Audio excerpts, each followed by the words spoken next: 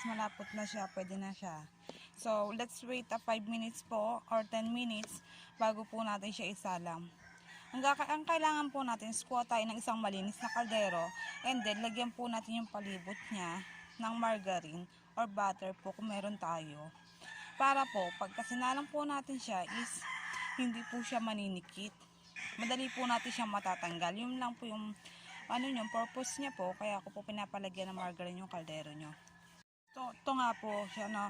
So kung wala tayong oven, katulad po namin na wala po kaming oven, ang kailangan lang po natin gawin is ilagay nga natin nga po siya sa may kaldero po, no? Kaldero ng rice cooker is okay po, no? And then, isalang po natin siya sa may kalan, sa mahinang apoy lamang po.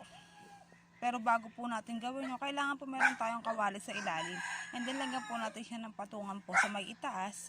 Saka po natin ilagay yung kaldero po natin para po hindi siya masunog. Wala pong tubig yung kawali po na ilalagay natin, no? Ganun lang po siya. Tapos let's wait 45 minutes po kung sa may shilling po tayo magluluto or kung sa uling, siguro mga 1 hour po.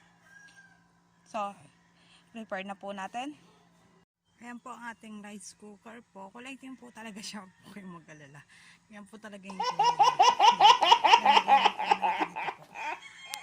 ang ating ginawa po. Lagyan ko po siya ng margarine po. Kapalibot niya.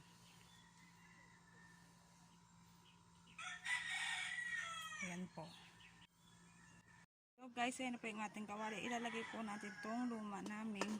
Diyan sa loob po ng kawali. Siraan na po yan eh. Alam po yung meron kami, ko naman tanggalin sa kalan. And then ilalagay na po natin itong ating ginawa. Ganyan lang po siya. Let's wait na lang po natin yung 45 minutes o 1 hour po. Malalaman lang po natin siya kung luto na siya o hindi. So itong video na to guys, para lang to sa mga wala po oven sa bahay, no. Some tricks lang po to, information po, para po tayo mag-bake nang wala po tayong sariling oven sa bahay. So ito na nga po siya, nakasalang na po siya. Hintayin lang po natin siyang matuyo po. Malalaman naman po natin yan pagka umalsa na po siya, naging tinapay na po siya. And then kailangan po natin ng chopstick po kasi tutusukin po natin yung loob kung matigas na po siya o malambot pa. A few moments later. A few moments later. A few inches later. 2 hours later. 1 eternity later.